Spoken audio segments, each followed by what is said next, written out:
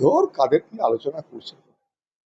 সব থেকে আগে আমি একটাই কথা বলেছি, বিন্দু মাত্র যদি কোনো দম থাকে তথাকথিত বিদ্রোহী তৃণমূলের, বিন্দু মাত্র যদি মর্যাদা বোধ থাকে, সম্মান বোধ থাকে, তাহলে তৃণমূল পার্টির সদস্যতা ছেড়ে দিয়ে